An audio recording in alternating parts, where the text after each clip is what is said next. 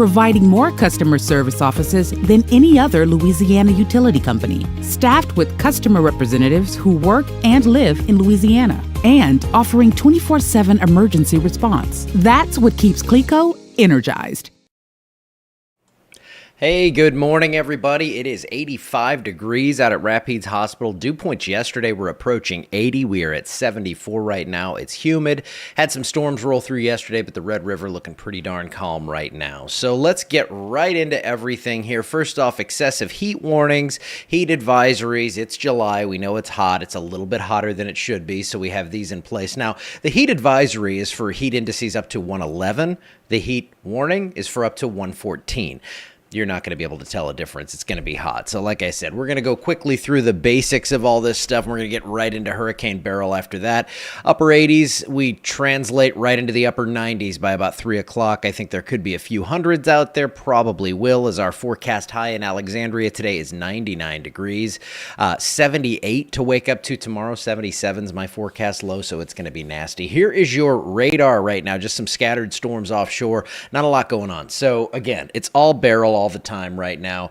We'll get there. I mean, I've got a few more frames to go here. I thought I was jumping into it. So futurecast for today, just isolated storms, about a 20% coverage on that. They'll be coming in from the east, so don't let that surprise you. And then things dissipate after sunset. No risk for severe weather. We're looking at just, when I say no, it's summer. You could get that isolated wind gust that surprises, but there's no real threat today. The threat is the heat. Highs near 100. Heat indices up close to 115 at the hottest. So here's Beryl right now. Now, when you look at that, you're thinking there's no good news here at all. Well, look and see how those reds are starting to kind of come down a little bit. So we could be seeing, I think we're going through an eye wall replacement cycle, and that'll weaken things temporarily. But what I'm hoping here as we go through that cycle, you can see that we have that, and I'm going to actually get it to where I can use this. Play forward and see if I can do that. Yeah. So notice how right there we're missing the real deep convection. There's some dry air, it looks like, trying to work into the circulation. We have that eye wall replacement cycle going on. We don't have that ring of deep, deep red that we saw even 4 or 5 hours ago. Now, the aircraft that's in the plane, or that's in the hurricane right now, is still finding a Category 5 system here, but it takes a little time for this to all translate into weaker wind speeds, higher pressures, and things like that. So the hope is here we're seeing this beginning of this weakening trend. What's incredible is there's so many incredible things about this storm that it's this early in the season and we're seeing a Category 5. I mean, we beat that record by 2 weeks.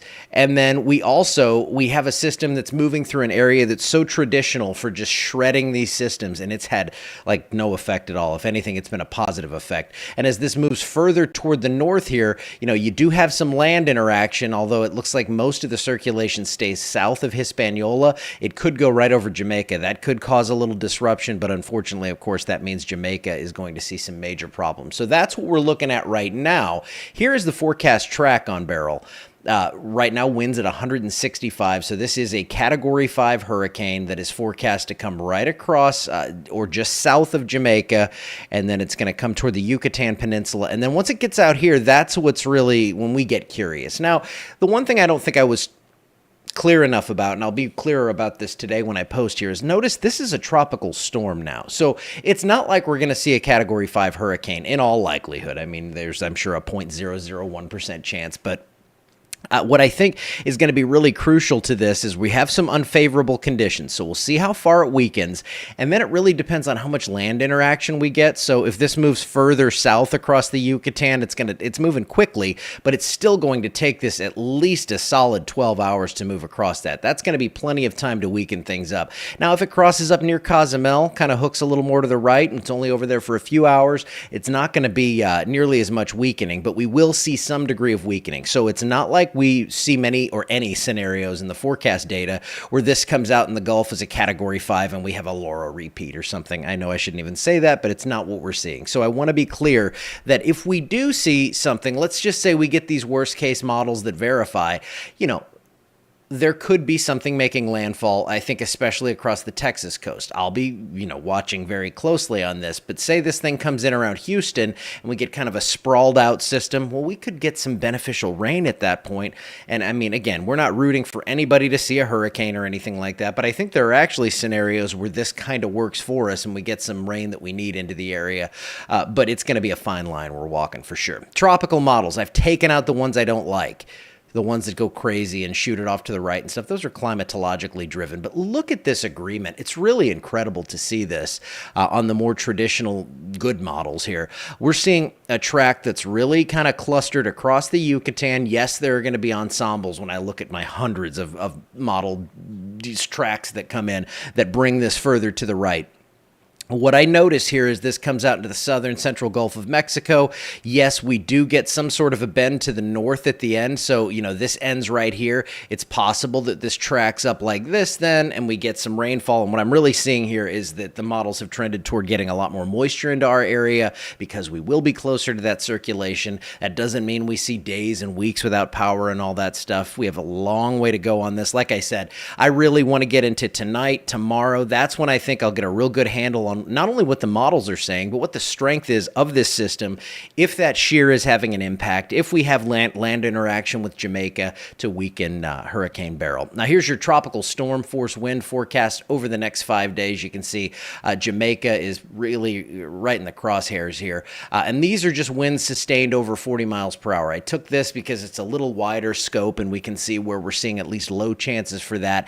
This remains far away from us through 5 days, but if you, we're heading to South Padre, if you've got a trip to Cancun, Cozumel, not great looking right now. And of course, Jamaica, I'm sure they're not allowing anyone to come in right now. Now, we had another system we were thinking about here, Invest 96L. You can see there was not much going on. We have a little flare up of storms there, but so far that one chances continue to drop on development. So we will go ahead into the 7-day forecast. And what I can tell you here is that we increased rain chances this morning. I took them up to about 60% for the weekend.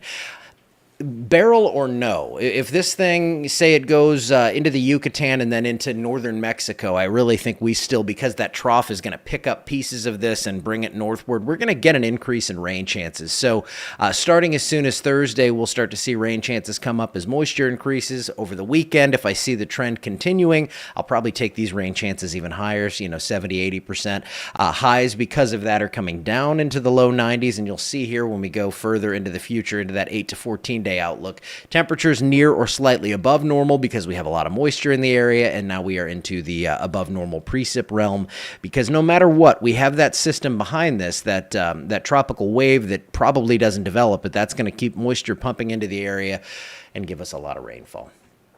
Another system, yes. Another system, but another one that does not look like it's going to, well, this one doesn't look like it's going to be that strong. That in asking about Grenada, I've seen the footage out of the island, and I don't want to try to pronounce it. It's one of the, I don't know if it's Karakou. I'm not going to try. I said I wasn't going to try. So that island, my friend, he has a guy who he owns a storm chase business, and he had a guy down there on that island, and they were videoing throughout the system, and it was crazy. A lot of damage there, a lot of roofs off homes, and just tons of structural damage, trees down. What you would expect. I mean, just really devastation, and then. The good news with this storm is it's so small that really intense core is only going out about 10 to 15 miles from the center. So far that's really kept that damage path minimized. Unfortunately, when you go directly over an island, it's going to cause massive damage. So I'm not exactly sure on Grenada, but I know that one island was really hit hard. So yeah, I'm gonna keep asking this to go away nicely. So far, it has not worked, but I'm gonna go ahead and do a text update if that's your thing. Wanted to get out here and talk about it for a little while. Let's give you percentages on it coming to us. Well, in some form, I think we're going to see some sort of impact now, just from rain. I mean, it could be just scattered storms increasing, but the chance that we see a Louisiana landfall, I would put it like 5%. The chance that we see a Texas landfall that brings us a real increase in the rainfall around here, I would put that chance somewhere around 40-ish% right now. So, and Texas is big. Remember, we're talking Beaumont down to Brownsville. So that's kind of a rough, off-the-cuff answer for that one. But yeah, I'm gonna take a look at things here. I've been looking at it all morning. I'm gonna post another update here, so you have that to go on. And by the time I'm done with that, we should have an update for the 10 o'clock update, and that'll show us hopefully that we're down to a Category 4 or weaker. But the plane was finding this was still a 5. But for now, I am out of here. Have a wonderful day. I'll see you back here tomorrow morning, and I'll be posting any updates on Beryl throughout the day.